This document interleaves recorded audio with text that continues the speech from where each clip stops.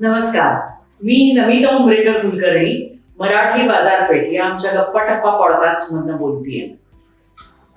Pink October हे आपण ऐकलं असेलच, ऐकलं नसेल तर आज आपण त्या विषयावरती बोलू, त्यामुळे तुम्हाला काही माहिती समजेल. पिंक ऑक्टोबर म्हणजे ब्रेस्ट कॅन्सर अवेअरनेस मंथ हा ग्लोबली आता चालू आहे आणि आपण वेगवेगळे विषय मराठी बाजारपेठवर आता गप्पा टप्पांवरती घेतोय. तर आम्हाला असं वाटतं की ब्रेस्ट कॅन्सर हा आत्ताचा खूप महत्वाचा विषय आहे. ब्रेस्ट कॅन्सर विषयी बोलणं महत्वाचं आहे, त्याच्याविषयी माहिती, अभ्यास अशा बऱ्याच काही गोष्टींवरती गप्पा मारणं गरजेचं आहे. तर आज आमच्याकडे गप्पा टप्पा या ह्याच्यामध्ये अनुश्री वर्तक. ही ऍक्च्युली अँको सर्जन आहे आणि दिल्ली नेव्ही हॉस्पिटलला ती अँको सर्जन म्हणून काम करते. बराच ब्रेस्ट कॅन्सर विषयीचा तिचा अभ्यास आणि अनुभव आहे आणि आपण आज तिच्या बरोबर त्याच्याविषयी गप्पा टप्पा करणार आहोत. वेलकम अनुश्री. मला सांग, ब्रेस्ट कॅन्सर असं म्हटलं तरी मला धडधडायला होतं, म्हणजे कारण त्याच्याबद्दल इतका बागुलबुवा आणि इतकी भीती बायकांच्या आणि पुरुषांच्या मनामध्ये आहे. आपल्याकडे कॅन्सर विषयी आणि ब्रेस्ट कॅन्सर विषयी खूप अज्ञान आहे आणि या अज्ञानामधून मिथ्समधून गैरसमजुतीमुळे तो एक बागुलबुवा निर्माण झालाय. म्हणजे लोकांना कॅन्सर संसर्गजन्य आहे असं वाटतं. हो, कॅन्सर हे डेथ सेंटेन्स आहे असं वाटतं, जे खरं नाहीये. आणि कॅन्सर इज इक्वल टू मरण. हो. पण हे धडधडीत खोटं आहे. कॅन्सरमधून रुग्ण बरे होतात आणि कॅन्सर हा अजिबात संसर्गजन्य आजार नाहीये. तर ह्या सगळ्या गैरसमजुतींमुळे लोक डॉक्टरांकडे जायला घाबरतात, घरच्यांना आपल्याला काही त्रास होतो हे सांगायला घाबरतात आणि खूप उशिरा आपल्याकडे कॅन्सर केसेसचं निदान होतं, ज्यामध्ये त्याचे उपचार कॉम्प्लिकेट होतात, सर्व्हायव्हलचे चान्सेस कमी होतात. पण हे गैरसमज जर आपण दूर केले आणि लोकांना एनकरेज केलं की तुम्ही वेळेत डॉक्टरांना दाखवलं तर ह्या उपचारांचं यश वाढू शकतं. मुळात तो स्वतःलाच ऍक्सेप्टन्स आणि डायजेशन या दोन गोष्टी, मला असं वाटतं की कॅन्सर या रोगाविषयी अजूनही खूप पर्सेंटेज कमी आहे. की मला कॅन्सर आहे किंवा शक्यता आहे तर ते मला ऍक्सेप्ट करायचं आणि त्याच्यानंतर ते मला डायजेस्ट करून त्याच्यावरती काम करून बाहेर यायचं.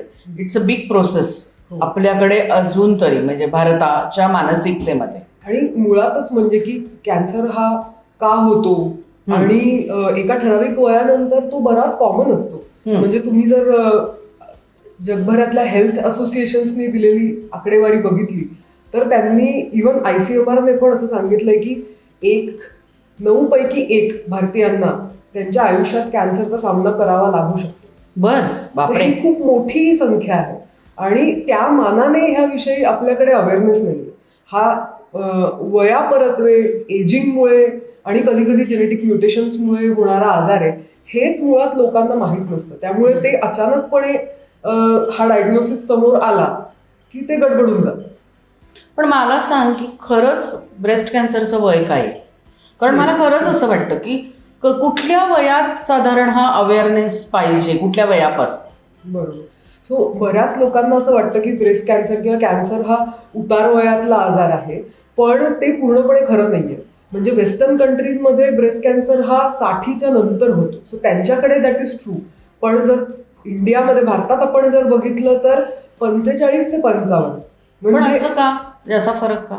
कारण आपला जेनेटिक मेकअप वेस्टर्न कंट्रीजच्या पॉप्युलेशनपेक्षा वेगळा आहे, लाईफस्टाईल आणि सगळ्याच गोष्टी. त्यामुळे त्यांच्याकडे हा आजार जनरली मेनोपॉज नंतर होतो. आपल्याकडे मेनोपॉजच्या आधी किंवा मेनोपॉज जवळ आलेला असताना होतो आणि त्यामुळे 40 पर्यंत आपण सेफ आहोत आणि त्याच्यानंतर बघू, हा ऍटिट्यूड भारतामध्ये आपल्याला ठेवणं चालणार नाही. आपल्याला 20 पासून ऍक्च्युली ब्रेस्ट कॅन्सर विषयी माहिती असली पाहिजे. आपली रिस्क किती आहे ब्रेस्ट कॅन्सरची ते माहीत असलं पाहिजे आणि 20 पासूनच दर महिन्याला आपल्याला स्तनांची स्वतः तपासणी केली पाहिजे आणि ती कशी योग्य प्रकारे करायची हे माहीत असलं पाहिजे. हे 20 म्हणजे कॉलेजमध्ये असताना. तपासणी म्हणजे काय म्हणतेस तू? तपासणी म्हणजे मी काय केलं पाहिजे किंवा 20ल्या मुलांनी पण काय करायला पाहिजे? म्हणजे तपासणी करायला पाहिजे, पण डायरेक्ट मॅमोग्राफी हाच पर्याय का अजून काही त्याला स्टार्टला वेगळ्या वेगळ्या गोष्टी आहेत? ह्याला एक ब्रेस्ट अवेअरनेस असं म्हणतात. सो हा ब्रेस्ट अवेअरनेस तुम्ही 20त सुरू केला पाहिजे. याविषयी मी म्हणजे ही स्वतः स्तनांची तपासणी कशी करायची आणि अतिशय सोपं म्हणजे it is not a rocket science.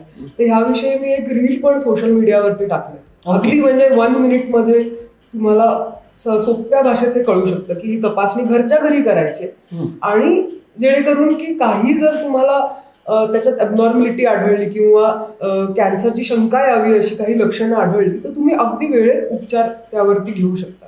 आणि आपल्याकडे ब्रेस्ट कॅन्सरसाठी सरकारी किंवा असा काही मोठा स्क्रीनिंग प्रोग्राम नाहीये जसा बाकीच्या देशांमध्ये असतो. पण ज्यांना ब्रेस्ट कॅन्सर विषयी अवेअरनेस आहे त्यांनी 40 नंतर वर्षातून एकदा मॅमोग्राफी केली पाहिजे.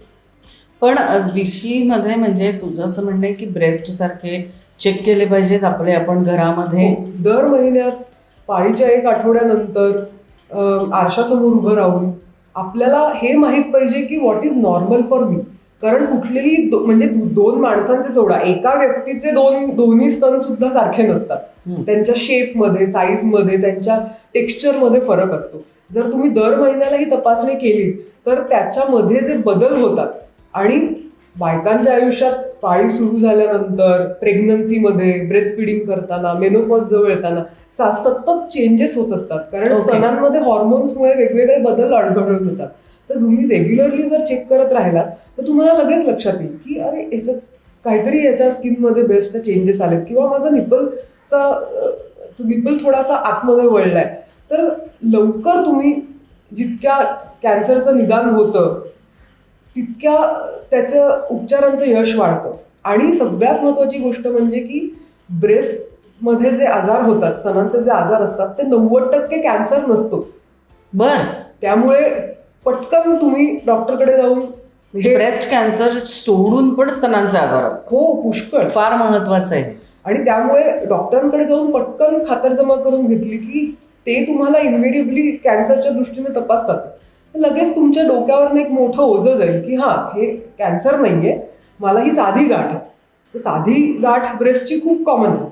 पण बऱ्याच वेळेला लोकांना हे माहीत नसतं. त्यांना असं वाटतं की अरे हा कॅन्सर तर नाही आणि मग ते जातच नाही डॉक्टरांकडे. किंवा ब्रेस्ट पेन खूप बायकांना होतो पाळीच्या आधी किंवा आणि काही बायकांना इतका जास्त त्रास होतो की ते त्यांची रोजची कामं करू शकत नाही. त्यांना पेन किलर्स घ्यावे लागतात. पण बायका इतकं संकोच करतात स्वतःच्या ब्रेस्ट हेल्थ विषयी बोलण्यासाठी किंवा त्यांना तितकी माहिती नसते. तर त्यामुळे हा ब्रेस्ट अवेअरनेस आणि तो सुद्धा म्हणजे विशीमध्ये मी म्हणते कारण त्यावेळेला ब्रेस्ट डेव्हलपमेंट होत असते.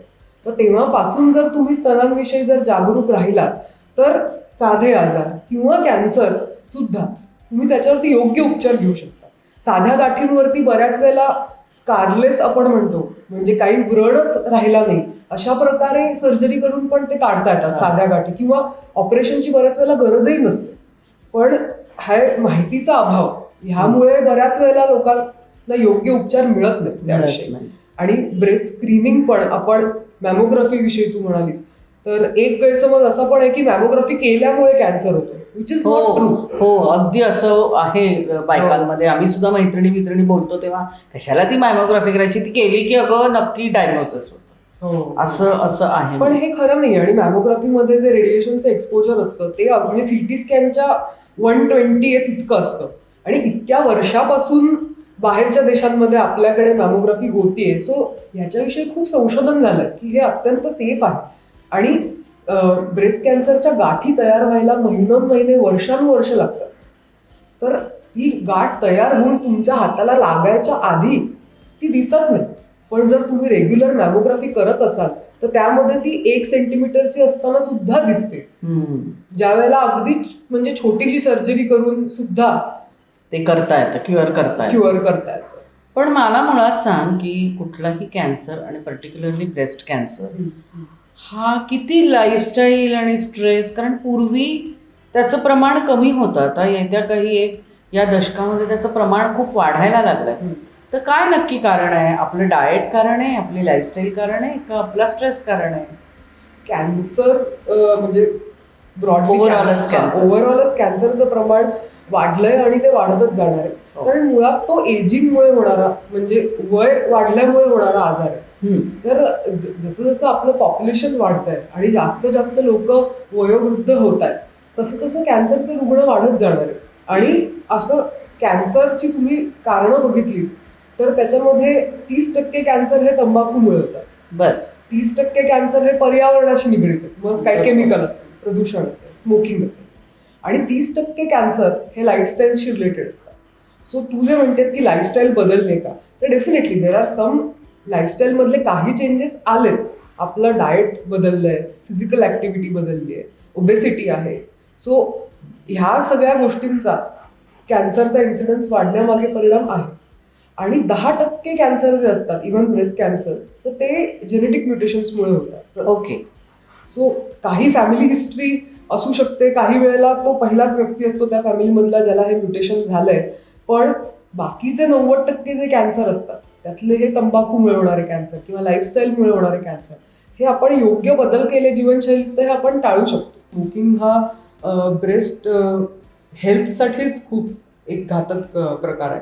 म्हणजे कॅन्सरची रिस्क स्मोकिंगमुळे थोडीशी वाढते. ह्याविषयी खूप म्हणजे स्ट्रॉंग एव्हिडन्स नाहीये, पण ब्रेस्ट पेन होणं, ब्रेस्टमध्ये मॅस्टायटिस होणं, डक्टेक्टिझिया म्हणून एक आजार असतो, तर स्तनांची हेल्थ जर तुम्हाला सांभाळायची असेल तर स्मोकिंग नाही केलं पाहिजे.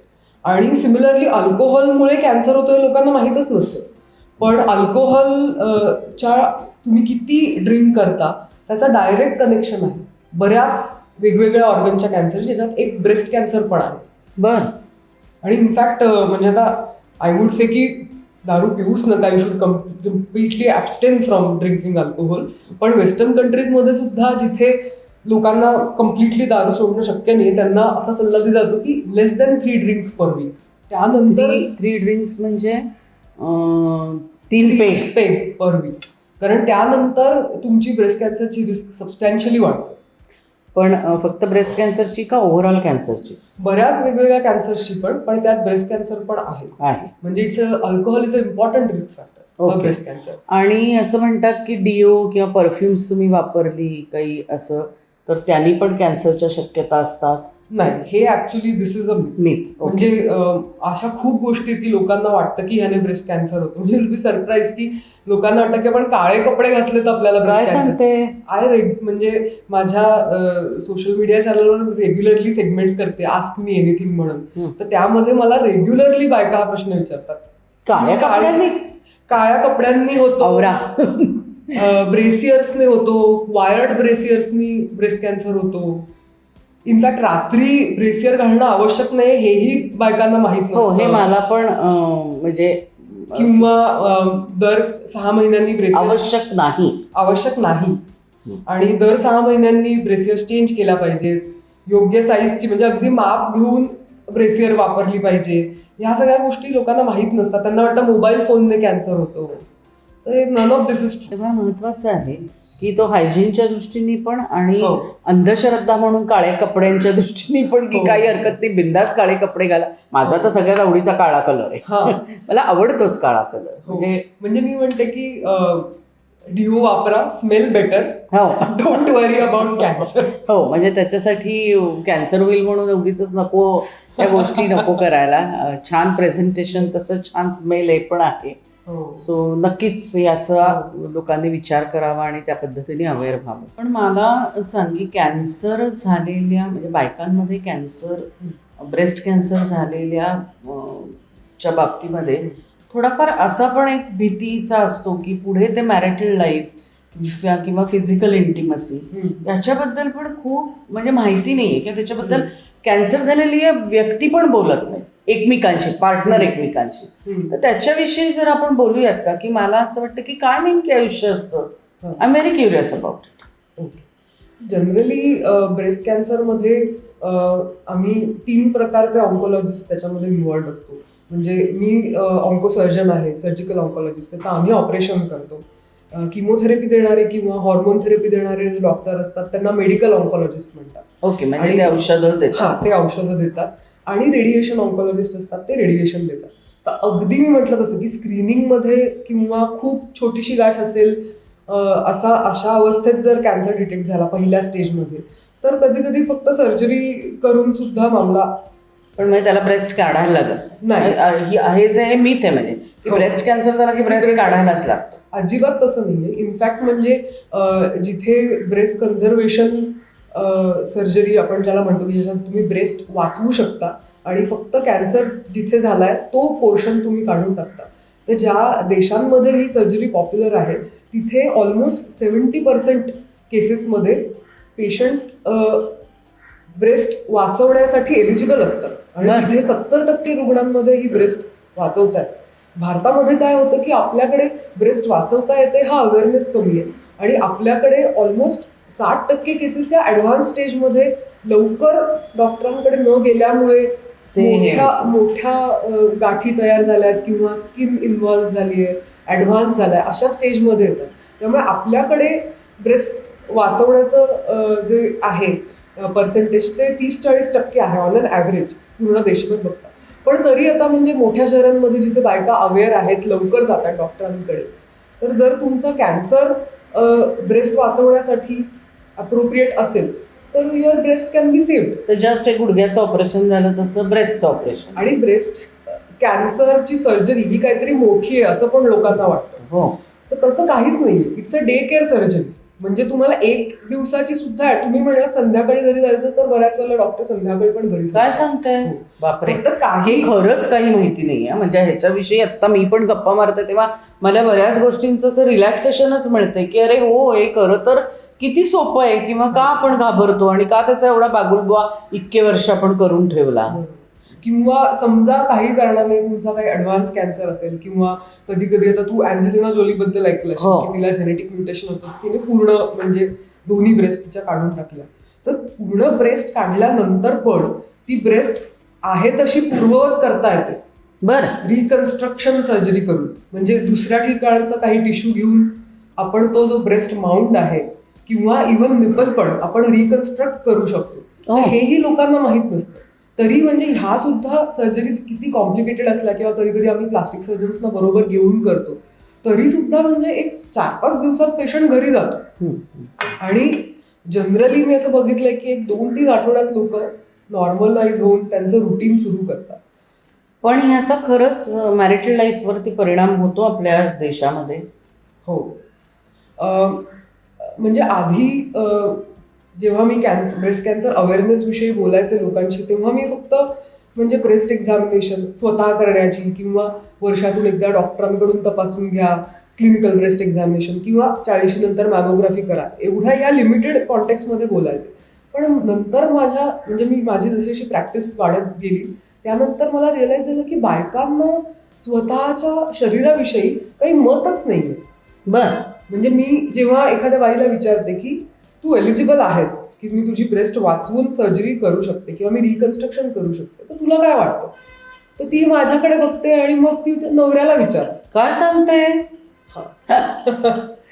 तर देन आय रिअलाइज की आपल्या ब्रेस्टचा आपल्यासाठी काय इम्पॉर्टन्स आहे. म्हणजे फिजिकल एक आहे की तो सौंदर्याचा मापदंड आहे वगैरे, पण सेक्शुअल ते खूपच आहे. म्हणजे आपल्याकडे भारतामध्ये जास्त करून बाईचं सौंदर्य हे तिचे ब्रेस्ट आणि युट्रस याच्याशी इतकं निगडीत आहे की स्त्रीत्वच त्यांनी त्याच्यावरती, आपण सगळं स्त्रीत्व त्याच्यावर मानतो आणि तिला आयुष्य संपल्याचीच भावना येते ब्रेस्ट कॅन्सर झाला किंवा युट्रस काढून टाकलं किंवा हे. तर हे खरंच खूप म्हणजे दुर्दैव आहे. आणि असं काही नाही, अनेक अवयव असतात तसा तो एक अवयव आहे आणि त्याच्याविषयी, आणि तो अट्रॅक्टिव्ह आहे ठीक आहे, पण अनेक गोष्टी अट्रॅक्टिव्ह आहेत. फिजिकल याला तुम्हाला तेच हे केलं नाही पाहिजे याच्याबद्दल खरंच म्हणजे. आणि आपल्या म्हणजे आता ब्रेस्ट कॅन्सरची ट्रीटमेंट ही खूप पर्सनलाइज झाली की तो आम्ही एक कॅन्सर दुसऱ्या कॅन्सर सारखा नसतो. हो, त्यांचा स्वभाव काय तो ब्रेस्ट कॅन्सर हो सर्व सारखे नसतात. नाही, it's a group of diseases. बरं, तर काही हॉर्मोन पॉझिटिव्ह असतात, काही HER2 ज्याला आपण म्हणतो ते पॉझिटिव्ह असतात, काही ट्रिपल निगेटिव्ह असतात, वेगवेगळ्या स्वभावाचे कॅन्सर असतात. तर आम्ही कुठल्याही एका कॅन्सरचा उपचार दुसऱ्या कॅन्सरसारखं करत नाही. तर एका पेशंटचा उपचारही म्हणजे त्या बाईसाठी काय योग्य आहे असा एक टेलर्ड सर्जरी करावी तिच्यासाठी म्हणून, तर हा अप्रोच असतो. तर त्यावेळेला त्या बाईला माहीत पाहिजे की फिजिकल इम्पॉर्टन्स काय आहे ब्रेस्टचा, तिच्या सेक्शुअल लाईफमध्ये ब्रेस्टचा निपल्सचा काय इम्पॉर्टन्स आहे. तर दुर्दैवाने शरीर संबंध किंवा बाईचं शरीर सुख याविषयी बोलत तर नाहीतच, पण छे. त्याविषयी बाईने विचारही केलेला नसतो नाही की माझ्यासाठी. म्हणून माझी ही गरज आहे आणि मलाही हक्क आहे याचा. हे आता थोडा म्हणजे पर्सेंटेज कमी झालंय. पूर्वीचे अगदीच नाहीच, म्हणजे लग्न आणि मूल एवढ्यापुरतंच बाईला वाटायचं, तसं नाही. आता ते खूप बदलत चाललंय, पण तरी अजून आहेच. म्हणजे अजूनही मला पेशंट सांगतात की काय आता मुलं झाली, ब्रेस्ट फिडिंग करून झालं, काढून टाका ब्रेस्ट असं. आणि ब्रेस्ट कॅन्सर ची सर्जरी झाली म्हणजे ट्रीटमेंट संपली असं होत नाही, कारण तो एक चांगला कॅन्सर आहे. त्याच्या चांगला अशा अर्थाने म्हणते की आम्ही बघतो की 5 वर्षानंतर किती व्यक्ती कॅन्सर ला म्हणजे फाईट करून त्या जिवंत नॉर्मल लाईफ. अर्ली स्टेजेसमध्ये ऑलमोस्ट 90% जास्त व्यक्ती सक्सेसफुली बऱ्या होतात, म्हणजे कॅन्सर त्यांचा बरा होतो. आणि मग अशा व्यक्तींमध्ये त्यांचं क्वालिटी ऑफ लाईफ काय आहे कॅन्सर ट्रीटमेंट नंतर, हे खूप महत्वाचं आहे.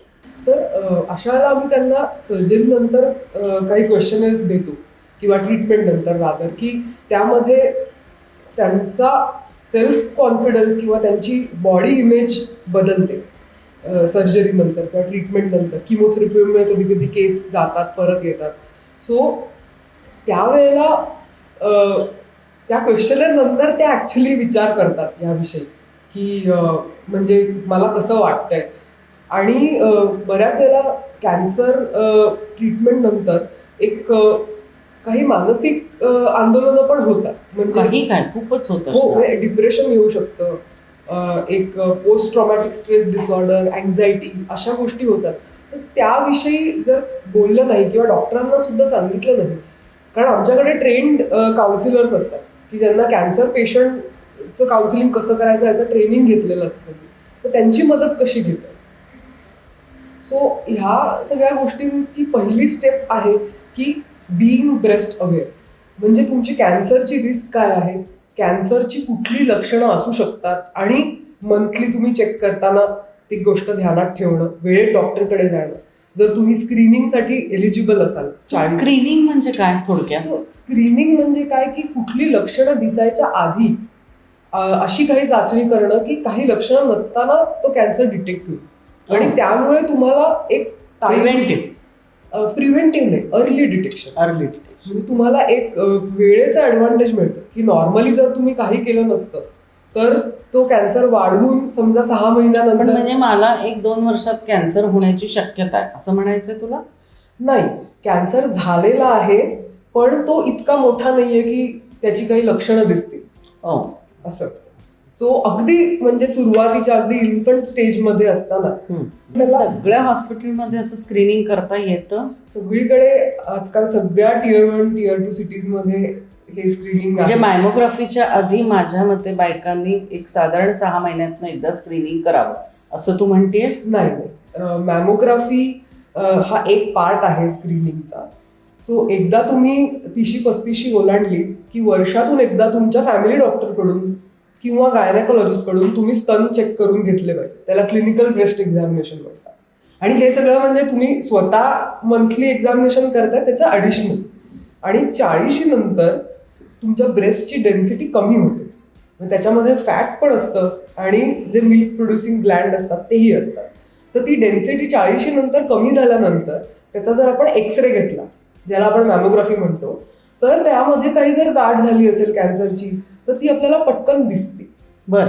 तर ती एक्सरे मॅमोग्राफी ही युजली आम्ही 40 नंतर करतो जर काही लक्षणं नसतील तर. पण समजा त्याच्या आधी काही सिम्पटम्स असले तर मग डॉक्टर 30 नंतर म्हणजे डॉक्टरांच्या सल्ल्याने ती करता येते. किंवा आम्ही अल्ट्रासाऊंडने पण करू शकतो हे स्क्रीनिंग लहान वयामध्ये, म्हणजे 40. Mammography not really. आणि आय वुड से की मार्चचा महिना जेव्हा वुमेन्स डे असतो किंवा ऑक्टोबरचा महिना, त्यावेळेला तुम्ही आजूबाजूला नीट बघितलं तर कितीतरी हॉस्पिटल, डॉक्टर, स्वयंसेवी संस्था असतात की ज्या फ्री स्क्रीनिंग कॅम्प्स ऑर्गनाईज करत असतात. सो तुम्हाला फक्त अवेअर राहायचं आणि पार्टिसिपेट म्हणजे हे माझ्यासाठी नाही असं म्हणण्यापेक्षा हे माझ्यासाठी आहे आणि मला हे करून घेतलं पाहिजे अशा अँगलनी खरं तर आता म्हणजे अर्धवट माहितीला किंवा व्हॉट्सअप फॉरवर्डला बळी न पडता हे फार महत्वाचं सांगितलंस अगदी. की डॉक्टर काय म्हणतात की मॅमोग्राफी सेफ आहे, मॅमोग्राफी चं compression is for few second, त्याच्यात दुखत नाही, ह्या सगळ्या गोष्टी आहेत. मॅमोग्राफी फॅमिली हिस्ट्री नसली कॅन्सरची तरी केली पाहिजे. 40 नंतर ऑलमोस्ट प्रत्येक स्त्रीने केली पाहिजे. तर ह्या सगळ्या सायंटिफिक फॅक्ट्सकडे लक्ष ठेवून हे सहज शक्य. जसं आपण पॅप्समियर करतो सर्व्हायकल कॅन्सरसाठी, दर 3 वर्षातून एकदा पॅप्समियर केलं पाहिजे. सो पण पॅप्समियर वयाच्या 21व्या वर्षी सुरू करायचं असतं. मॅमोग्राफी आपण 40 नंतर सुरू करतो. एवढाच फरक. आणि मॅमोग्राफीचा रिपोर्ट कधीही नॉर्मल येतो. म्हणजे काही ना काहीतरी त्याच्यामध्ये वयानुसार झालेले चेंजेस तरी दिसतात. सो माझा एक म्हणजे सल्ला हा आहे की मॅमोग्राफीचा रिपोर्ट कुठल्या तरी डॉक्टरला दाखवा, किंवा ते तुम्हाला सांगू शकतात हा ठीक आहे, दिस इज नथिंग टू वरी, आपण ह्याचा फॉलोअप करू. किंवा बाबा काही त्यांना संशयास्पद दिसलं तर म्हणतात ठीक आहे, आपण ह्याला इन्व्हेस्टिगेट करू. बरं, असं एक बऱ्याच आम्ही लहानपणापासून किंवा असं ऐकलंय की ब्रेस्ट फिडिंग हे तुम्ही बाळाचे दात आल्यानंतर जर चालू ठेवलं तर ब्रेस्ट कॅन्सरची शक्यता असते, किंवा तुम्ही जीन्स किंवा ब्रा टाईट वापरली रात्रभर तर तुम्हाला ब्रेस्ट कॅन्सरची शक्यता असते. तर ते मिथ आहे का काय? हे कम्प्लिटली मिथ आहे. बरं. इनफॅक्ट म्हणजे ब्रेस्ट फिडिंग हे ह्याच्याने ब्रेस्ट कॅन्सरची रिस्क स्लाइटली कमी होते. म्हणजे 1 वर्षापेक्षा अधिक काळ जर एखादी स्त्री ब्रेस्ट फिडिंग करू शकली तर ऑलमोस्ट 4% तिची रिस्क कमी होते ब्रेस्ट फिडिंगची. पण मी म्हटलं तसं की जे आता तंबाखूमुळे होणारे कॅन्सर आहेत त्याला एक खूप म्हणजे ते खूप सिम्प्लिफाईड आहे की तुम्ही तंबाखू खाऊ नका, तुम्हाला तो कॅन्सर होणार नाही इतकं. पण ब्रेस्ट कॅन्सरचं कारण असं एक नाही, म्हणजे इट इज अन इंटरप्ले. बरेच रिस्कचे एलिमेंट असतात एका स्त्रीच्या आयुष्यामध्ये किंवा पुरुषाच्या आयुष्यामध्ये. म्हणजे बाय द वे पुरुषांना पण होऊ शकतो ब्रेस्ट कॅन्सर. काय सांगताय? मला असं वाटतं की breast cancer is only made for ladies असं मला असं मला वाटायचं की देवानी फक्त ते बायकांसाठीचाच आजार ठेवलेला आहे. म्हणजे रेअर आहे.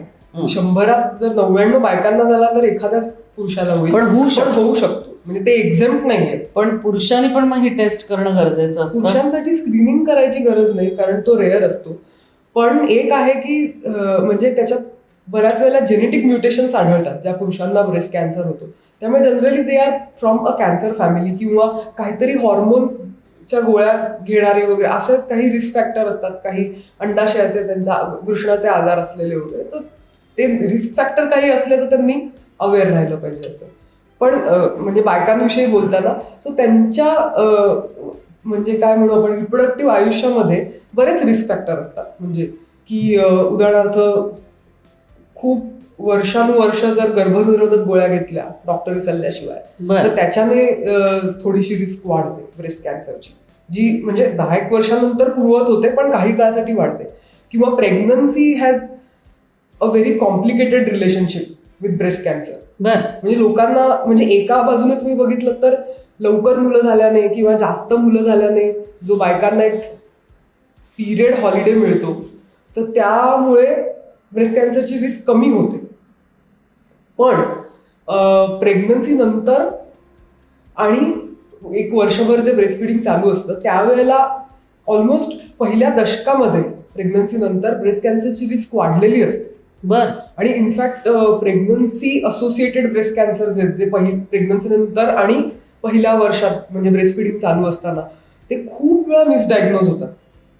म्हणजे गाठी या दुधाची असं म्हणून. आणि बऱ्याच वेळेला त्या बायका यंग असतात आणि म्हणजे लोकांना हेही माहिती नसते की तुम्हाला 20शीतही ब्रेस्ट कॅन्सर होऊ शकतो, 30शीत होऊ शकतो, 80 वर्षाच्या आजींना पण होऊ शकतो. म्हणजे असं काही एज नाहीये की तुम्ही 40 पर्यंत यू आर सेफ आणि सडनली तुमची रिस्क वाढली. सो म्हणून ॲज आय सेड की लहानपणापासूनच तुम्ही कॉलेजमध्ये असतानाच या विषयीचा अवेअरनेस ठेवला पाहिजे. आणि जे ब्रेस्ट कॅन्सरसाठीचे रिस्क फॅक्टर, आता काही गोष्टी तुम्ही बदलू नाही शकत. म्हणजे gender is a risk factor की बायकांना जास्त होतो, age is a risk factor वाढत्या वयाने जास्त होतो. काही ज्या म्हणजे काही जेनेटिक फॅक्टर असतात की तुम्ही जसं मी म्हटलं की इंडियन्स आर जेनेटिकली डिफरंट. तर काही एथनिसिटीज आहेत, म्हणजे फॉर एक्झाम्पल काही पारशी पॉप्युलेशन आहे किंवा काही ज्यूज आहेत. महाराष्ट्रामध्ये पण टाटा मेमोरियलने काही स्पेसिफिक एथनिसिटी आयडेंटिफाय केल्यात की ज्यांच्यामध्ये जास्त रिस्क आहे ब्रेस्ट कॅन्सरची. तर ह्या गोष्टी तुम्ही चेंज नाही करू शकत. तर तुमच्या हातात काय आहे, तर तुमची डाएट तुमच्या हातात आहे. पण डाएट म्हणजे काय म्हणशील? मग आता खूप सोप्या ह्याच्यात सांगायचं झालं ना, तर मी माझ्या पेशंट्सना म्हणते की ह्या 10 कमांडमेंट्स आहेत ब्रेस्ट कॅन्सर प्रिव्हेन्शनच्या. 10 ह्या गोष्टी तुम्ही करा. ते म्हणजे की एक्स्ट्रा कॅलरीज घेऊ नका. तो एक मोठा विषय हो. की कशाला एक्स्ट्रा कॅलरीज म्हणायच्या आणि कॅलरीज बद्दल इतका अवेअरनेस, आधी कॅन्सरचा अवेअरनेस, त्याच्या आधी कॅलरीजचा अवेअरनेस, हे तर अवघडच आहे डे टू डे. ते अवघड आहे, पण गरजेचं आहे. पण गरजेचं आहे. दुसरं म्हणजे की प्रत्येक जेवणामध्ये प्लांट बेस्ड म्हणजे वनस्पतीजन्य पदार्थ असू दे, भाज्या, फळं, कोशिंबीर प्रत्येक ह्याच्यात घ्या.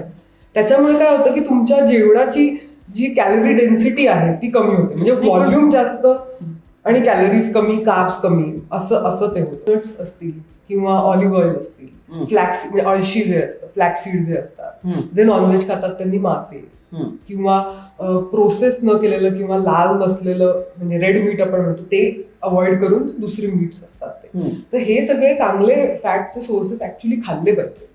ते प्रोटेक्ट करतात अगेन्स्ट ब्रेस्ट कॅन्सर. नट्स म्हणजे तू दाणे, ड्रायफ्रुट्स आणि हे सगळं म्हणते. चांगल्या सोर्सचे ऑइल्स, या सगळ्या गोष्टी. आणि एक मोठा फॅक्टर म्हणजे व्हिटॅमिन डी ची डेफिशियन्सी. कारण वी आर ऑल व्हॅम्पायर्स. आपण कधीच म्हणजे जेव्हा सूर्य माथ्यावर असतो तेव्हा आपण काय कधी झोपलेलो असतो, झोपलेलो ऑफिसमध्ये असतो म्हणजे काहीतरी हे. सो औषध घेऊन व्हिटॅमिन डी डेफिशियन्सी करेक्ट करणं. आणि आता गल्लोगल्ली म्हणजे बेसिकली लॅक ऑफ विटॅमिन्स हा पण एक मोठा विषय आहे कॅन्सर, स्पेशली व्हिटॅमिन डी. आणि तुम्ही वनस्पतीजन्य एक मोठा पोर्शन तुमचा जर सॅलेड्स आणि फ्रूट असा असेल तर आपोआपच कॅन्सर प्रिव्हेन्शनसाठी तुम्हाला जे अँटीऑक्सिडंट्स लागतात, विटॅमिन्स, मिनरल्स लागतात, ते तुम्हाला एक डाएट मधनं मिळतं. रोज 1 ते 2 फळं कुठली तरी खाल्लीच पाहिजे. प्रत्येक जेवणात काहीतरी एक प्लांट बेस्ड आणि फायबर. हे अगेन म्हणजे फायबर तुम्हाला प्लांट बेस्ड गोष्टींमधनं मिळतच. पण जरी नसेल मिळत तर मी म्हणेन सरळ इसबगोल घेऊ, पण 30 ग्रॅम फायबर हे गेलं पाहिजे. आणि आजकाल इतके डाएटचे ऍप्स आहेत की आपलं डाएट ह्या सगळ्या फॅक्टर्स मध्ये कुठे बसतंय हे तुम्ही अगदी इझिली पडताळून बघू शकता. एक आठवडाभर त्याच्यामध्ये नोंद करू. पण इसबगोल रोज घेणं सजेस्टिव्ह आहे. बरेच लोक घेतात आणि इट इज अ नॅचरली म्हणजे जे अकरिंग फायबर. सो त्याचे म्हणजे काही दुष्परिणाम असे नाही. आणि इनफॅक्ट फायबरमुळे म्हणजे इतरही खूप हेल्थ बेनिफिट्स आहेत हार्ट डिसिजेस मध्ये वगैरे. सो ह्या डाएटशी रिलेटेड ह्या गोष्टी तुम्ही करू शकता. ओबेसिटी हा एक खूप मोठा रिस्क आहे, एस्पेशली आफ्टर मेनोपॉज. तर त्यामुळे मी लोकांना म्हणते की आता 150 मिनिटं आपल्याला फिजिकल ऍक्टिव्हिटी केली पाहिजे. पण ते जाऊ दे, स्टार्ट विथ 50 मिनिटं म्हणजे पर वीक. पर वीक 2.5 तास पर वीक. हो, विच इज मॅनेजेबल, अगदीच मॅनेजेबल. आणि मी तर म्हणते की 5 मिनिटांनी सुरू करा, एक जिना चढा, हळूहळू you will get there. Right. So त्या गोष्टी आहेत. आणि कुठलेही म्हणजे ब्रेस्ट कॅन्सर हा हॉर्मोन ड्रिव्हन कॅन्सर असतो 70% केसेसमध्ये. ते तर कुठलेही हॉर्मोन्स घेताना म्हणजे गर्भनिरोधक गोळ्या असतील किंवा मेनोपॉज नंतर काहींना हॉर्मोन सप्लिमेंट्स देतात तर त्या डॉक्टरी सल्ल्याने घ्या. कारण त्या घेतल्याने काही काळासाठी तुमची रिस्क वाढलेली असते. किंवा ज्यांना ऑलरेडी ब्रेस्ट कॅन्सर झालाय किंवा ज्यांच्याकडे फॅमिली हिस्ट्री आहे त्यांना कधी कधी त्या अलाउड नसतात गोळ्या. तर तुम्ही जर प्रॉपरली त्या म्हणजे अगदी बरोबर आहे की आपण केमिस्टला जाऊ दे, मेडिकल शॉपमध्ये जाऊ, त्याला विचारू, त्याने सांगितलं की घेऊ. अशी एक बराच मोठा मॉब आहे असा की अशा पद्धतीने आपलं डेली आजार पुढे ढकलण्यासाठी हे करतात. ब्रेस्ट कॅन्सरच का? सो आणि त्याच्यात अँको सर्जन का? सो डॉक्टर व्हायचं हे कुठेतरी म्हणजे ठरलं होतं शाळा संपेपर्यंत. आणि मग मी तशी चळवळी आहे म्हणजे मला डिसिजन घेणं आणि त्याच्यावरती फटाफट काहीतरी ऍक्शन घेणं, कृती करणं हे आवडतं. So I am a interventional person. त्यामुळे सर्जरीला जायचं हे पण लवकर ठरलं. मग सर्जरीमध्ये मी गुजरातला BJ मेडिकलला असताना तिथे जवळ GCRI त्यांची गुजरातची रिजनल कॅन्सर इन्स्टिट्यूट आहे. सो तिथे कॅन्सर सर्जरीज बघितल्या, पेशंट्स बघितले. सो एक एम्परर ऑफ मॅलेडीज म्हणून एक खूप छान पुस्तक आहे कॅन्सरवरचं, ते वाचलं. सो मला फॅसिनेटिंग वाटलं की कॅन्सर पेशी ही ऍक्च्युली आपला असा एक भाग आहे ज्याला अमरत्व मिळालं. म्हणजे आपण सगळेजण दीर्घायुषी होण्यासाठी प्रयत्न करत असतो. We all want to be immortal. पण cancer cells are a part of you which have achieved that. तर मला त्या कॅन्सर बायोलॉजी आणि त्या सगळ्या आजारानेच मला खूप फॅसिनेट केलं होतं. आणि लोकांना असं वाटतं की कॅन्सर हे म्हणजे ऑन्कॉलॉजी फील्ड फार ग्लूमी आहे वगैरे, पण आता असं नाहीये. म्हणजे इतके ॲडव्हान्सेस झालेत. आणि मी म्हटलं तसं की काही काही कॅन्सरही चांगल्या स्वभावाचे असतात. हो, म्हणजे मला पूर्वी तर असं वाटायचं की ब्रेस्ट कॅन्सर हा गरीब कॅन्सरच आहे. असा एक माझा गैरसमज होता. सो त्यामुळे कॅन्सर सर्जरीकडे मी खेचले गेले आणि मग आर्मी हॉस्पिटलमध्ये मी दिल्लीला कॅन्सर सर्जरीचं ट्रेनिंग सुरू केलं. आणि मला कुठेतरी असं जाणवलं की त्यावेळेला एक स्वतःचा आपण शोध घेत असतो त्या वयामध्ये. तर मला जाणवलं की हे असं फील्ड आहे की जिथे मी माझी क्रिएटिव्हिटी, सर्जनशीलता, सहवेदना, कंपॅशन आणि कम्युनिकेशन ज्याची मला खूप संवाद साधण्याची मला खूप आवड आहे. तर ह्या तिन्ही जे माझं यू कॅन से की दीज क्वालिटीज डिफाईन मी, तर त्या मला वापरता येतील. आणि बायकांचं आरोग्य आणि आपल्याकडे फार हा, खूप अजूनही दुर्लक्षित- अनास्था आहे. खूप दुर्लक्षित विषय आहे. आणि इनफॅक्ट म्हणजे बायकांना संकोचही वाटतो त्यांना पुरुष डॉक्टरांकडे जायला किंवा स्तनांसारखी किंवा प्रायव्हेट पार्ट्स तपासून घ्यायला. तर मला असं वाटलं की बिईंग अ वुमन आणि माझ्या ह्या सगळ्या क्वालिटीज वापरून मी I can make a difference to their life. So म्हणून नंतर कॅन्सर सर्जरी संपल्यानंतर मी ब्रेस्ट सर्जरीमध्ये पण फेलोशिप केला, भारताबाहेर आणि बाहेर जाऊनही, म्हणजे भारतातही. सो आणि खूप मग एक सॅटिस्फाईंग मला त्यामुळे करिअर आहे. आत्तापर्यंत सरप्राईज देणारी अशी एक घटना सांग आणि आनंद देणारी अशी एक घटना सांग तुझ्या पेशंटच्या बाबतीमध्ये, तुझ्या संपूर्ण करिअरमध्ये. वाईट एक घटना म्हणजे आपण मगाशी क्वालिटी ऑफ लाईफ बद्दल पण बोललो. तर मला आठवतं की मी रेसिडेन्सी करत असताना म्हणजे ते सरकारी हॉस्पिटल आहे त्यामुळे it's a team job. So एका बाईची मी सर्जरी केली होती आणि आम्ही सगळेजण मिळून मिसळून पेशंट बघतो. तर समहाव तिच्या फॉलोअप्सच्या वेळेला तिला दुसऱ्या कोणीतरी बघितलं आणि मला ती अचानक 1 वर्षांनी भेटली. आणि मला भेटल्या ती हात धरून मला घेऊन गेली साईडला आणि ती रडायलाच लागली. म्हटलं का काय झालं तू, म्हणजे you are looking okay, it seems to be going well, you are cancer free. तर ती म्हणे की माझा नवरा दुसरं लग्न करतो. का? म्हटलं का, ब्रेस्ट काढली म्हणून किंवा म्हणजे असं करून. तर ती म्हणे की नाही, हा कॅन्सर झाल्यामुळे मी शारीरिक संबंध ठेवू नाही शकले, मला कोणी सांगितलंच नाही की ठेवावेत का त्याच्याने काही दुष्परिणाम होतील. आणि मग वर्षभरानंतर नवऱ्याचा पेशंट संपला आणि तो म्हणाला की या संसाराला काही अर्थ नाही असं.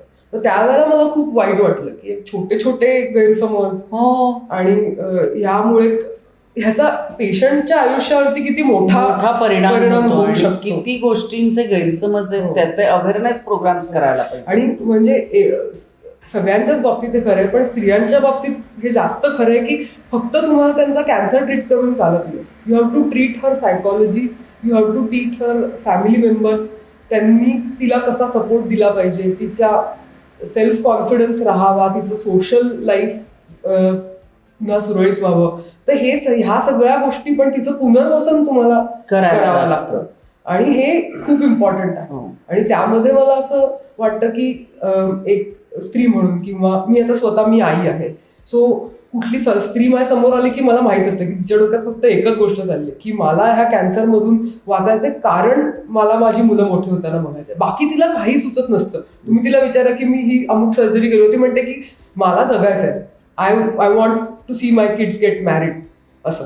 तर तो तिचा जो तिला कसं ते समजवायचं, तिला बाकीच्या गोष्टींबद्दल विचार करायला कसं हळूहळू भाग पाडायचं. असं एखादं इन्स्पायर पण सांग ना मला, इन्स्पायरिंग आपण कोणी, मला अगदी ऐकायला आवडेल. इन्स्पायरिंग म्हणजे खूप यंग वयातल्या ब्रेस्ट कॅन्सर पेशंट्स पण येतात, म्हणजे अगदी 25, 27, 28 आणि त्यांच्या पदरात छोटी छोटी मुलं असतात. सो अशी एक पेशंट माझ्याकडे काही वर्षांपूर्वी आली होती आणि ती ब्रेस्ट फीड करत असताना तिला ही गाठ लागली आणि खूप लेट डायग्नोज झाला. म्हणजे इव्हन ती ज्या डॉक्टरांकडे गेली होती त्यांना पण ते लक्षात नाही आलं की हा ब्रेस्ट कॅन्सर आहे.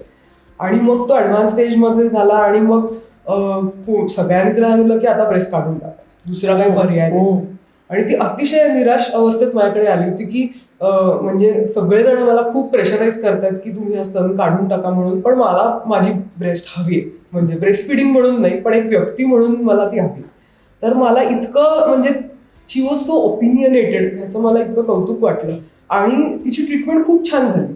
आणि ऍक्च्युली तिचा फक्त म्हणजे तिला किमोथेरपी दिली, ती गाठ कमी झाली, ब्रेस्ट कन्झर्व करण्यासाठी ती सुटेबल होती, तिची जेनेटिक म्युटेशन्स काही नव्हती आणि ऍक्च्युली वी कुड कन्झर्व हर ब्रेस्ट. आणि तिने सगळी पूर्णपणे ट्रीटमेंट फॉलोअप सगळं व्यवस्थित केली. ती आता 6-7 वर्ष ती कॅन्सर फ्री आहे.